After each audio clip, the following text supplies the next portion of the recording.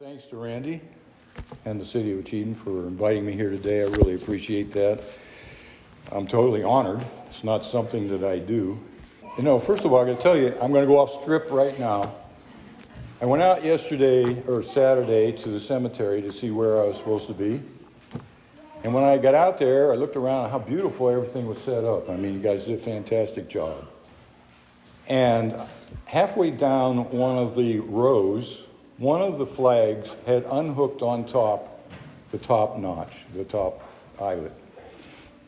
So I told my wife, we've got to fix that. So I drove over there, and I don't know what Superman put those flags in there. I grabbed that thing and realized right away this was not a good idea.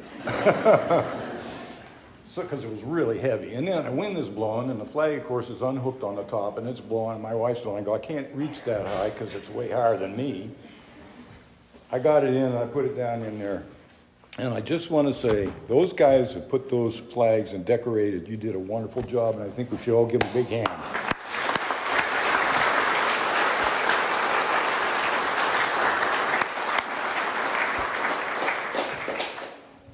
And if you get a chance, you better go out there and look at it, because it's really good.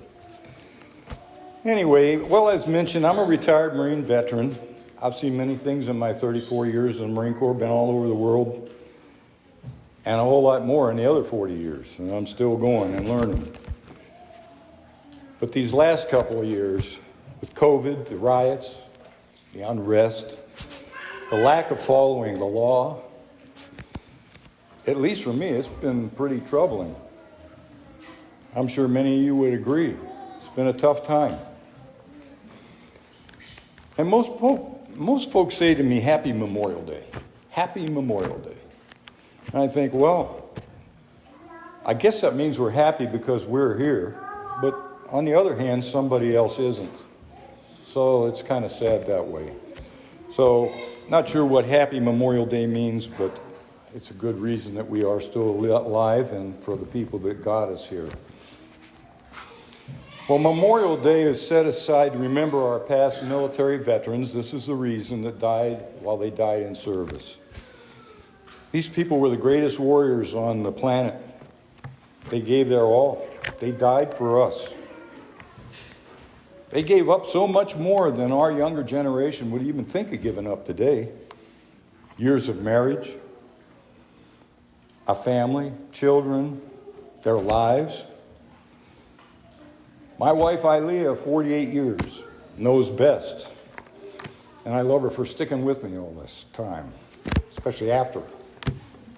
Many of those who survived also suffered horrible disabilities.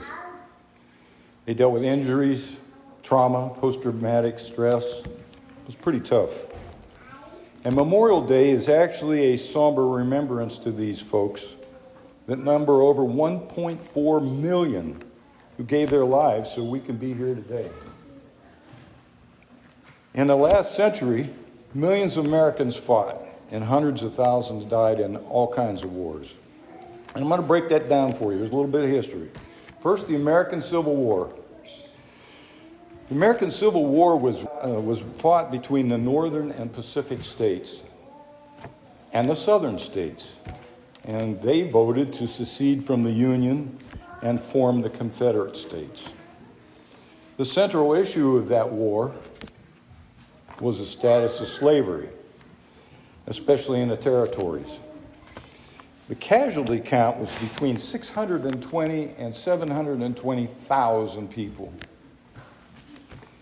Well, that's when Abraham Lincoln says, that's enough. He decided to sign the Emancipation Proclamation. He, a Republican, freed the slaves. He later set that day and named it Decoration Day. That's what it was originally called.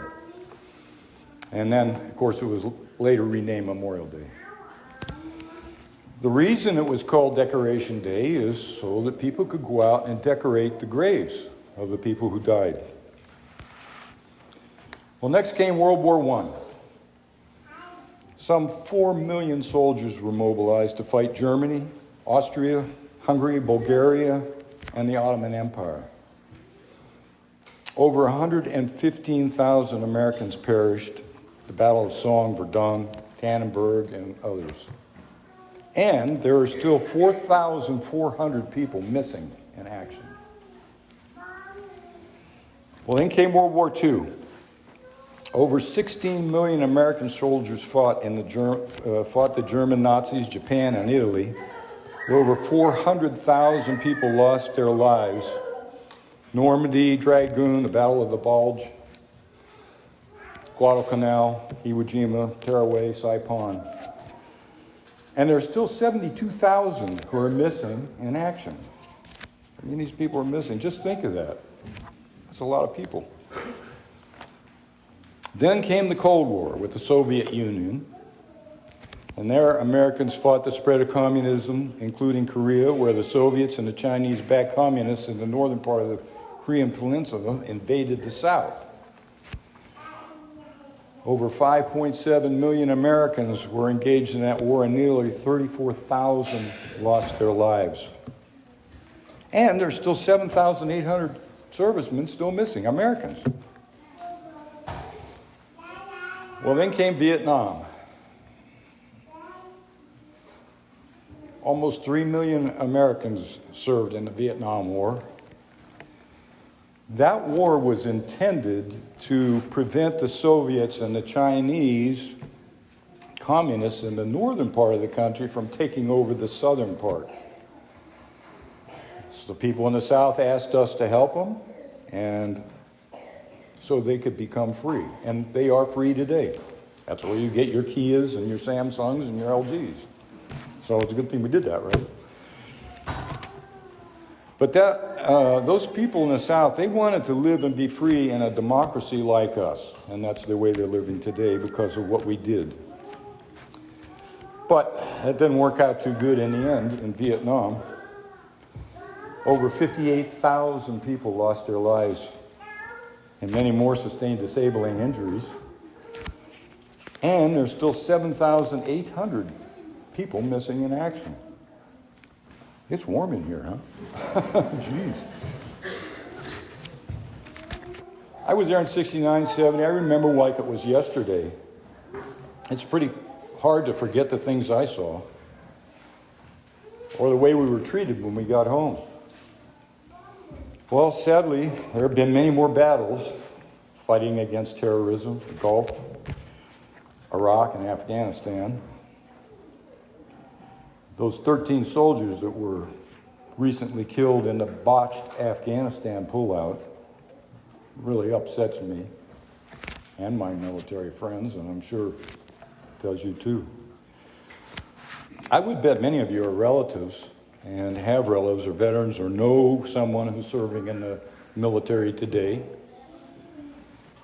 We should pray for them because we now are dealing with Russia. On top of that, it appears China they've sided with Russia, and yet we support China. Not so sure we did the right thing on that. It's getting kind of confusing, upsetting, and especially appears that the threat of nuclear destruction is near. What really bugs me is I'm amazed that in all aspects, it only takes a few people to screw everything up for everybody else.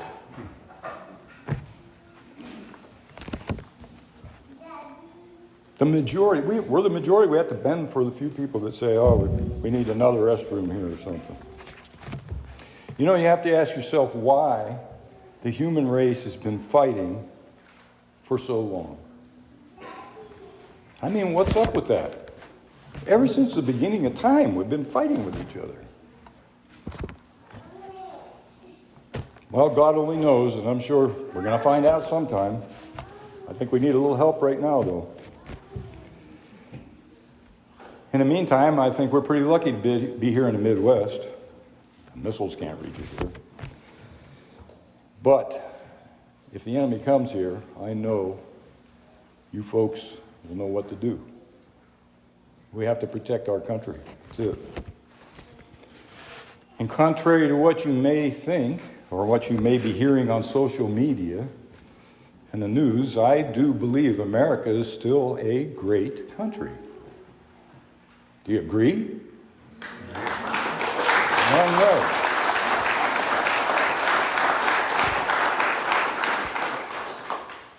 America's not an imperialist country, and certainly not a colonizing country. You know, unlike some of our enemies, we don't seek to conquer other countries just to increase occupation and territorial expansion, like Russia's trying to do right now with Ukraine. And that's crazy. We have fought and died and still do to protect the oppressed from one end of the world to the other, not to occupy. We don't go out and occupy. We do this regardless of religion, skin color, race, religion for those victimized around the world. In America, generation after generation have been willing to sacrifice everything for our freedom and every other country's freedoms. There have been so many that have paid the ultimate price in defense of our magnificent country and its founding principles to protect us from foreign enemies, so much that we owe those people. We owe those people that died for us. We can't forget them or why they died. And we must teach our children about this. Paying attention? I recently read that a group of students was signing a petition to abolish Memorial Day because they think those heroes were imperialists. That's absurd. That's why our young must really be taught of our past. I'm so totally disappointed that our history is being ignored, mostly in schools and colleges, where the teachers teach their opinions and not history as written. Never let them forget. Well, today's a lot different. Things have really changed. Radical changes. All these radical changes disappoint me. I think I try to have some common sense. I don't see any common sense in some of this stuff. I'm sure you agree. You know, the people that are upset are probably the people that died if they were awake, and those who protect us today, including the police, are upset with it. You know, I've never heard of anybody lining up to go live in Cuba, Venezuela, Russia, China, or North Korea. But those country citizens are sure lining up to come here by the millions. Why? Well, it's because of what our veterans did for us and what America stands for. We're standing on the freedom foundation of what they did to protect. We cannot let that go. So I want to personally thank all the veterans from the bottom of my heart, as I see there are many here, quite a lot of you with your families today. I thank you so much for coming out. You're true patriots or you wouldn't be here. And I would like you all to know that I want you to remember all those people that died. One, because you folks are still alive to tell the story of those early days to you and your families, of your military experience. And you deserve credit for that. So if you were in the military, tell your story. Don't let it die. And to thank all those who are still willing to give your all for America's freedom. In case you got to sign up. With God as our witness, we pledge to honor our veterans and pay a mortal tribute to those who laid down their lives so we can remain free. I say we must safeguard what those fearless patriots gave and to remember those heroes from generations past that didn't make it. For they are the pinnacle of what America stands for. We have to continue to uphold our values and defend our home. We also must ensure the righteous legacy of Americans' veterans stand as a testament to this nation from now until the end of the time. We cannot let this die. And again, to those past veterans who gave their lives for our freedom, and to those here today, we will cherish you now, always, and forever. So in closing, I ask you to remember these heroes when visiting cemeteries, when seeing our flag, and to pray we never have another terrible war. But if we do, I know we will be ready. And to quote a famous president, I say, we must always stand for our flag and only kneel for our God. Thanks so kindly for coming today and remembering our heroes. God bless you, our veterans, and God bless America. Semper Fi. Thank you.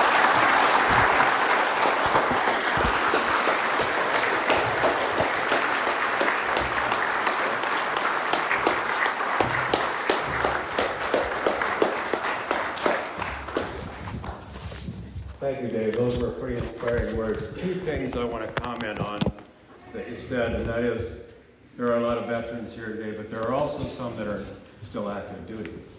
And I want to recognize them too, and I see one of them is my nephew sitting there. So we have veterans, and we also have active duty here today. The other thing is, when you mentioned about the strong guy putting the poles in out of the cemetery, that wasn't me. We had volunteers, a lot of volunteers from the community that came out there, and some of them were pretty big guys too. So just wanted to come in. Hats off. Thank you much for the wonderful words you had to say today. Thank you. A lot of good Thank you. things.